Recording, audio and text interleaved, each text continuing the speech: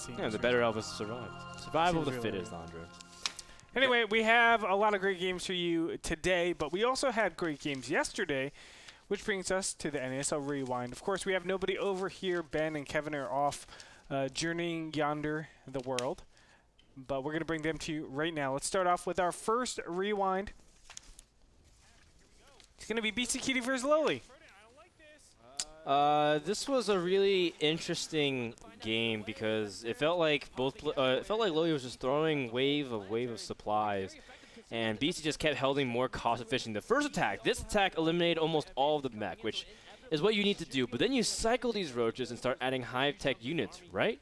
That's not exactly what Loli chose to do. He started to make 40 more roaches and attack again. Yeah, you normally want to wait for a bank and for your hive tech to be up. There's a lot more that happened after that, but basically he kept attacking, and it became less and less effective. And BC just like, well, okay, I guess I'll just make tanks. He's like, he was transitioning to Sky Terran because he was expecting Brood Lords. He had like 12 Vikings and like 4 Ravens.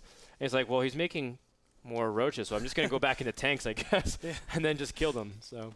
It was a very interesting game. A bit crazy. Let's go ahead and look at our second Rewind for tonight. It is Mana versus Hero, and you're going to see a really cool hold by Hero. Mana does a huge 3-base timing, doesn't get 5th and 6th gas, so he's really committing a lot of zealots, a lot of minerals just into this. But you can see Hero's positioning was phenomenal. Yeah, Hero had the way bigger concave, and nothing really that Mana could do. I guess Mana tried to go for a huge 3-base attack, but I think, Andre, you're saying no such thing exists in Protoss versus Protoss, at least especially when your opponent has that big of a defender's advantage and macro advantage. Hero was able to stay up 10 probes throughout the entire game and was able to ride his momentum to victory. Yeah, especially when Colossus are out. Defensively, they're just so much more efficient. Even if it's just one round of Colossus fire, you're looking at a good, 500-600 damage being done to your army before anything really happens. It's not looking good.